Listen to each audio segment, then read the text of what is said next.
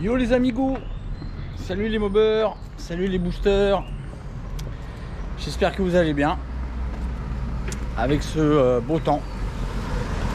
Là, ça commence vraiment à être le panard.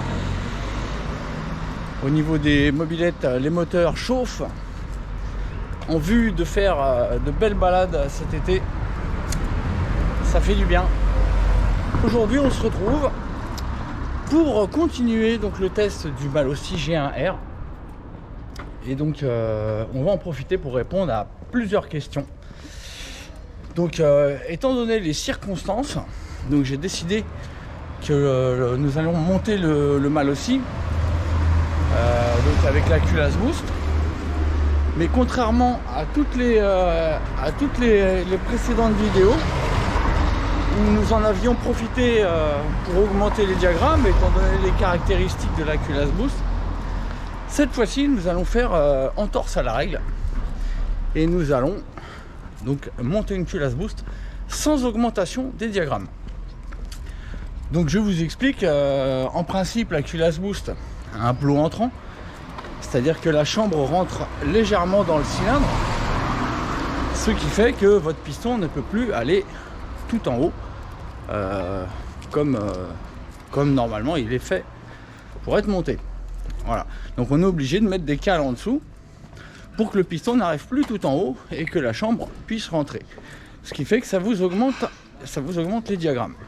Bon, j'ai un moucheron qui est rentré dans mon œil, il est en train de se baigner tranquille, hein. Bon, c'est pas grave, on continue. Donc voilà, donc normalement avec la culasse boost on augmente les diagrammes pour pouvoir la monter, ce qui fait que au final on y gagne en performance et également en refroidissement et le montage est mieux centré, on va dire, en plus. Et on oublie aussi que la culasse boost est magnifique. Voilà, donc là cette fois-ci je vais monter la culasse boost avec la cale de culasse d'1,5 mm qui annule le plot entrant. Donc voilà, on va monter le G1R sans augmentation des diagrammes, mais par contre le taux de compression va monter en flèche et on va pouvoir voir donc quels sont véritablement les gains de la culasse boost lorsqu'on n'augmente pas les diagrammes. Voilà, donc vous allez pouvoir en tirer la conclusion aussi de l'intérêt de monter une culasse haute compression à la place d'une culasse d'origine, car c'est actuellement le montage que nous avons. Nous avons une culasse d'origine de Fox montée sur le G1R, et évidemment ça ne doit pas trop l'arranger étant donné ces diagrammes qui sont proches des 180-120. Voilà les potos, bah, on va se retrouver en bas, hein, on va dépiler ça et puis on ira se refaire un petit test dans la rue, hein. Allez, à tout de suite. Nous voici devant la Starlet, le Cobaye Boost. Donc voilà, sur la selle, comme d'habitude, se présente le travail à accomplir. Donc vous pouvez voir, ici nous avons donc la cale 1.5. Hein. Bon, ne vous inquiétez pas, celle-ci est vraiment pas belle. Hein. Il y a vraiment beaucoup de rayures dessus. Je l'ai sorti de mon stock. Hein. Je l'ai sorti de mon stock parce que voilà, j'estime que une pièce à 9 € ne doit pas être rayée de partout. Et celle-ci, c'était vraiment catastrophique. Je ne sais pas ce qu'ils ont fait avec, mais elle est vraiment pas belle. Donc voilà, donc ça suffira pour faire des tests. Voilà, donc comme vous voyez, d'origine, le plot dépasse. Hein, donc la chambre rentre dans le cylindre. Et une fois qu'on met cette cale de 1.5, on se retrouve avec une culasse classique. Donc une culasse classique avec une petite zone de squish là, qui fait que en principe votre piston, à moins de dépasser fortement du cylindre, vous avez cette épaisseur. C'est-à-dire qu'actuellement là nous avons 0,7-0,8 de plot entrant, on a un 5, donc on doit avoir a priori 0,7-0,8 de zone de squish. Voilà, donc là la culasse boost se présente comme une culasse classique, hein. Donc toutes les culasses sont comme ça, sauf quelques exceptions. Vous avez la Parmakit aussi qui n'a pas de zone de squish, donc cette petite marche. Donc voilà, on va monter la culasse boost comme ça, avec donc on va mettre le joint torique dans la gorge, comme ça, on va mettre le joint torique, hop, après ça, on va le mettre sur le cylindre, et en s'emboîtant, une fois que ça va tasser le torique, tout ça va se centrer, nickel, et normalement, tout devrait être impeccable. Après, on n'aura plus qu'à vérifier le squeak. Donc on va essayer d'avoir un squeak de 1,2 mm, ce qui nous donnera un taux de compression de 13-14, ce qui est très très bien pour un cylindre qui a des diagrammes de 180-120. Voilà. Maintenant, donc là, on va croiser les doigts en espérant qu'en démontant la culasse d'origine, le joint de culasse ne va pas rester collé. Nous allons d'abord faire une chose. Alors, sachez qu'une machine qui envoie le feu, ça s'entend à l'oreille, ça fait un bruit particulier. La dernière fois, on a testé là avec la culasse d'origine, ça m'avait l'air pas mal, mais c'était vraiment pas top. Bon, bref, donc on va déjà commencer par ouvrir l'essence. On va mettre le starter, et puis je vais vous faire un petit démarrage, donc avec cette culasse. Ah, ce starter qui coince m'énerve.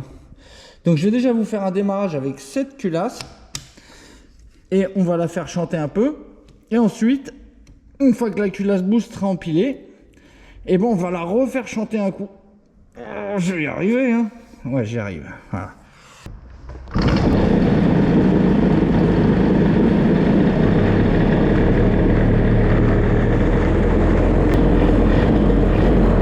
Bon, voilà. La manette est démarrée. La lumière est éteinte maintenant.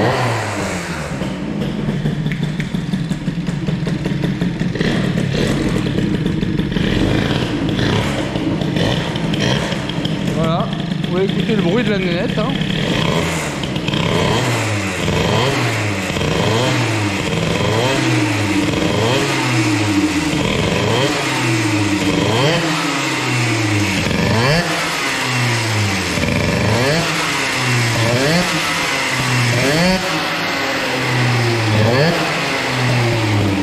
Qu'est-ce que ça sent bon.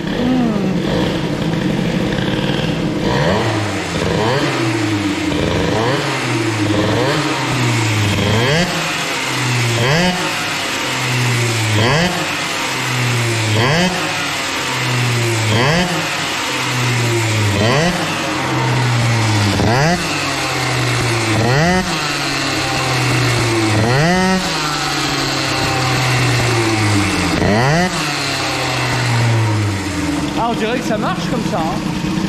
On dirait que ça pulse. Mais non. Bref, allez, je démonte la calus et puis on refait la même. La greffe de culasse boost s'est parfaitement passé. Le joint de culasse était encore en état, hein, le joint de culasse type origine d'1 mm. Donc parfait, tout s'est très bien passé, mis à part au moment de prendre le squish, eh bien on était en dessous du millimètre, donc on devait être à quelque chose comme 0,8, donc ce que je ne conseille pas avec des pistons à calotte type origine, ce qui est le cas du mâle aussi. Donc j'ai remis un joint en base de 0,40 déjà tassé, donc un des joints qui était sous le Gilardoni Booster. Donc là, a priori, on est à 1,1. On est vers 1,1, entre 1 mm et 1,1, je pense, a priori. Donc on comprime encore un petit poil trop. Donc ce que j'ai fait, j'ai rajouté un deuxième joint à la bougie. Vous devez pouvoir vous rendre compte quand vous avez une bougie dans les mains qu'au fond du filetage, hein, il y a un petit joint, hein, qui fait à peu près 1 mm d'épaisseur une fois tassé. Et donc j'en ai récupéré un sur une autre bougie, et ce qui vous permet de regagner 0,2 cm3, ce qui fait que ça décomprime un petit peu. Voilà, donc a priori là on est très très bien. Je vais essayer de remettre ça sans éclater le cadre, je vais y arriver un jour. Et maintenant, on va essayer de démarrer Titinette, qui normalement ne va même pas demander de starter, elle devrait pas se faire prier. Et on va voir si la voix de la mob a changé. On va voir si elle a mué ou pas.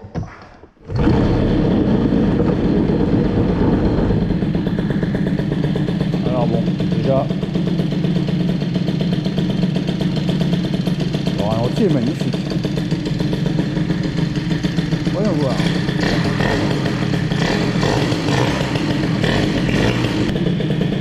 Donc ça pète bien, hein. Ça pète peut-être un petit peu mieux qu'avec la culasse d'origine.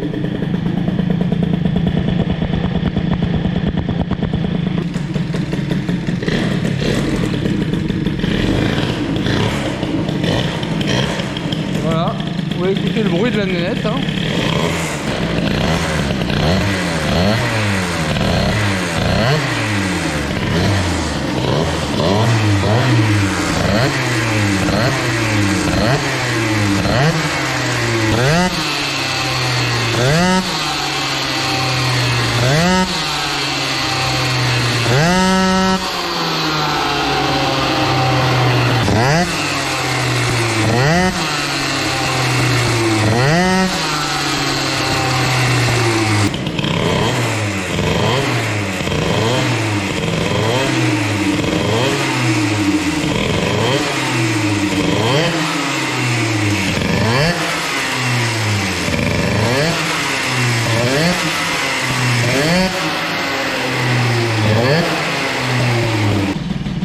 Allez,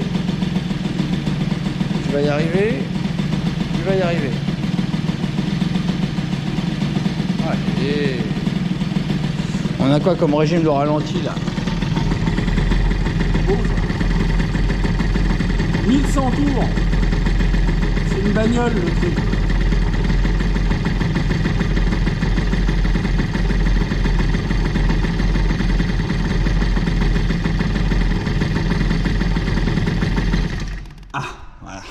La culasse boost est montée, tout y va béné, ça a l'air de marcher pas mal, ça a l'air de marcher sympa. On comprime beaucoup plus fort qu'avec la culasse de Fox évidemment. Donc on va aller tester ensemble, on va aller voir ce que ça donne in the street. Non, ça va pas là, ça va dans mon carton à tournevis, voilà. Donc on va aller voir ce que ça donne in the street ensemble. Donc allez, je vous emboîte sur le tête de fourche de la mob. Donc ça va être la séquence visage, puis vissage. Voilà, parce qu'il faut bien que je vise le trou. Voilà, donc là le visage est bon. Là, on met la vis. Et là, c'est bon. Ah, je commence à être vraiment au top au niveau technique. Bon, par contre, je vais laisser mon téléphone au bosque. Parce que la dernière fois, ça m'a pas réussi. Allez. On se retrouve là-haut, à toutes les poteaux. Et on va voir ce qui donne ce Malosix, ce Malosex. Allez les copains, on est parti pour un petit tour dans Montpellier, en vue de voir ce que donne ce petit G1R monté avec une culasse boost, avec une augmentation minimale des diagrammes, étant donné que là on doit avoir au total, je dirais qu'on doit avoir 5-6 dixièmes sous le cylindre en fait là. Voilà. Allez.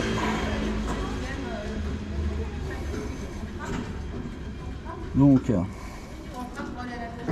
85 km à l'heure. Pardon ? Donc c'est ce qu'on avait fait la dernière fois. Et on va voir si on fait mieux avec la Calus Boost. Allez.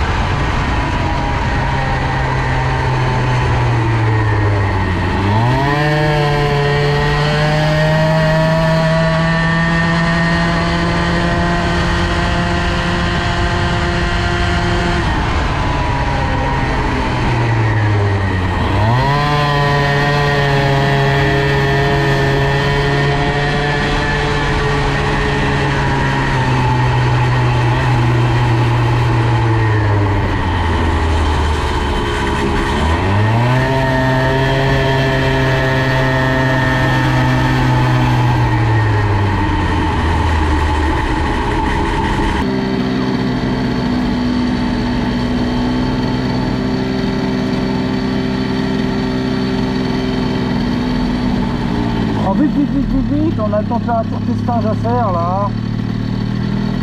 Bon, c'est mieux que la culasse d'origine, hein, c'est sûr. Mais bon, je suis toujours pas convaincu par ce cylindre. Hein. Bon, allez, vite, vite, vite. Le Magnum 357 dans sa face.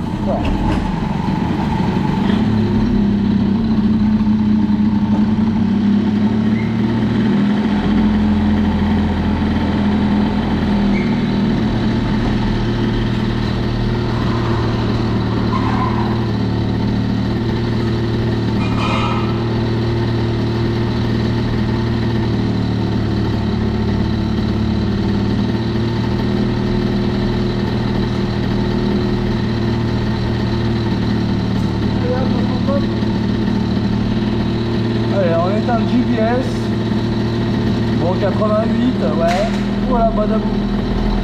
Allez, tais-toi. Hop. Bon. Et donc là, alors j'ai changé le gicleur, mais le problème est toujours là. Quand je reste gaz plusieurs secondes, gaz en grand, la machine, j'ai l'impression qu'elle va ralentir. Alors regardez que la culasse boost, on a maintenant 146 degrés au cylindre. On avait 161 et des brouettes avant. À la culasse, on a eu 191,7 il me semble. Maintenant, on a 139. Voilà. Donc là, considérez bien que ça marche, ça fonctionne mieux. Et on a 50 degrés de moins à la culasse. Et donc, a priori, une bonne quinzaine de degrés de moins au cylindre. Et ça marche mieux. Voilà ce qu'on y gagne en mettant une Calus Boost. Maintenant, bah écoutez, vu qu'on a enrichi et que c'est pas mieux, voire même je me demande si c'est pas pire, j'essaierai bien d'appauvrir. Mais bon... Dans tous les cas, on n'arrivera jamais à une balle. Donc je vous reprends dans quelques secondes. On va voir ce qu'on peut faire. Dans tous les cas, en voyant les 88 qu'on a obtenus en ville, là, on devrait probablement pouvoir avoir plus de 100 aux Bahamas. Donc, écoutez, je réfléchis, je vais voir quelle est la suite. Est-ce que j'essaye de régler bien ce cylindre pour pouvoir taper une Vmax ou pas? Je vais vous reprendre dans quelques secondes. J'ai besoin de réfléchir à tout. Bon, les poteaux, j'ai un peu réfléchi. Je suis rentré me faire un petit sieston. Bah ouais, papy, il a besoin de sa petite sieste de temps en temps. Donc j'ai bien réfléchi et donc on y retourne. On va donc essayer d'appauvrir parce que comme je vous l'ai dit tout à l'heure, il semblait que gaz en grand, donc ça marchait bien quelques secondes, quelques dixièmes de seconde pour ensuite se mettre à ralentir. Donc ce qui n'était pas du tout rassurant. Donc j'ai été dans le sens de la sécurité. J'ai enrichi de 5 points et le problème est toujours le même. Donc pas pire, pas mieux. Donc on va redescendre de 10 points, ce qui est énorme. Et donc on va voir ce que ça donne avec 10 points de moins. Alors, si jamais le problème est toujours présent, la situation n'aura absolument pas changé depuis le premier test du G1R avec les autres carters remplis de volume mort. Donc, je déclarerai que ce mal aussi G1R a vraiment un fonctionnement bizarre qui ne me rassure vraiment pas. Et donc, on n'ira pas faire de vitesse de pointe, même avec la culasse boost. Je serais vraiment déçu. Donc à ce moment-là, on tournera la page. On tournera la page du G1R. Une triste page. Donc peut-être que ce cylindre est défectueux. À l'œil, j'ai pas l'impression comme ça. Et on attaquera avec la relève. Peut-être avez-vous vu marquer Polini Motori. Donc voilà, la relève c'est le 50W. Donc on passera direct du G1R au 50W. Donc on va voir ça tout de suite. On va rejoindre la nénette et on va lui régler un petit coup sa carbe beaucoup plus pauvre. Allez, à tout de suite. Sans transition aucune, nous y voici, nous y voilà. Je vous pose de manière à ce que vous puissiez voir. Voilà, donc on commence par le dévissage de la cuve. Donc la cuve Racing, hein, qui permet de démonter le gicleur très facilement. Voilà. Et de perdre aussi une quantité non négligeable de carburant. Donc c'est pour ça que je tiens mon petit chapeau au-dessus afin de récupérer le précieux liquide. Voilà. Le précieux liquide est récupéré. Je n'ai plus qu'à chercher la précieuse fente du gicleur. Ça me rappelle des choses, ça. Chercher une fente au pif comme ça dans le noir, sans vue. Voilà, je l'ai, la fente. Hop.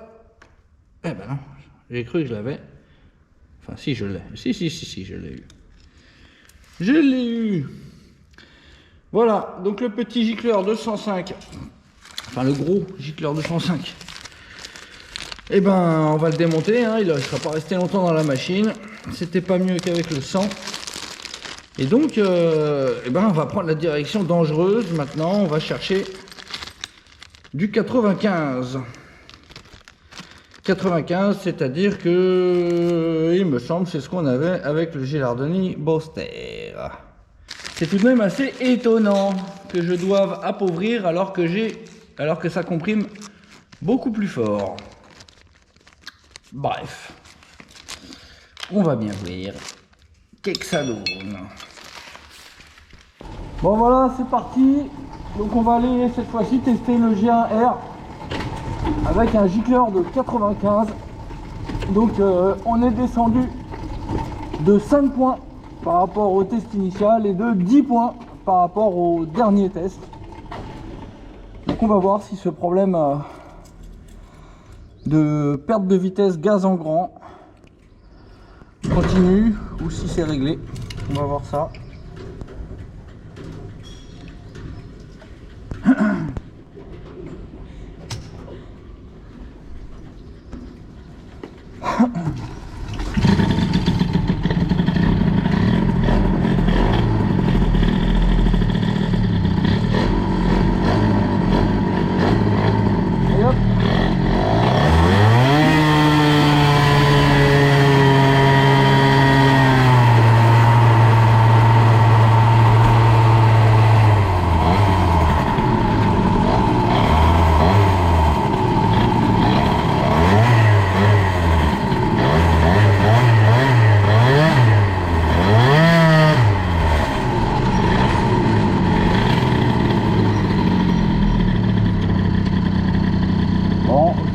Dire, mais ça a l'air pas mal. Alors ça a l'air pauvre.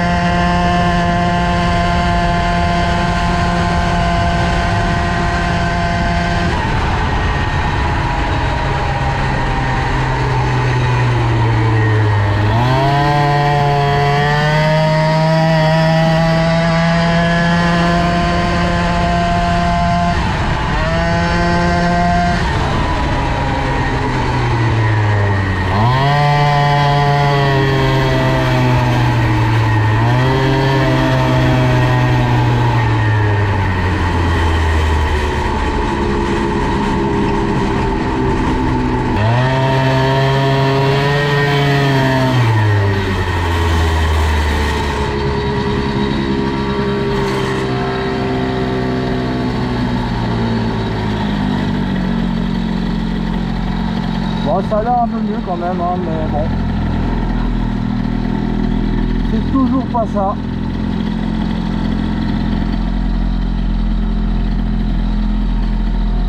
Allez, on va faire un petit testage. Vive le Magnum!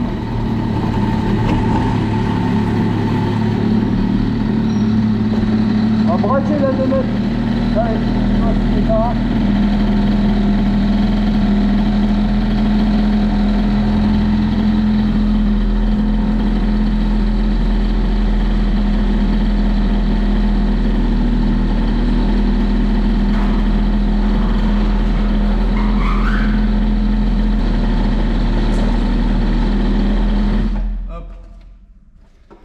Bon, allez hop, vite, dévissage, température, testage, allez hop, boum. Voilà, 150 degrés, 151 degrés, tout en haut du cylindre, hein, 147, 148. Et à la culasse, au plus près de la bougie, 140, 142, 149 là, 148. Hop.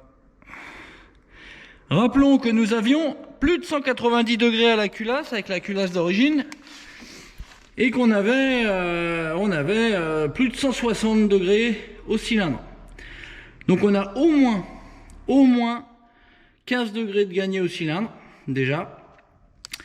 Et à la culasse, on va faire le calcul. Donc on était à 149, donc on va dire 150. Bon, évidemment là ça descend, hein, ça descend en flèche, hein, parce que la petite boost a fait son boulot. Voilà, on avait 147, là 145. Et on a 45 degrés de gain à la culasse et 15 degrés au cylindre.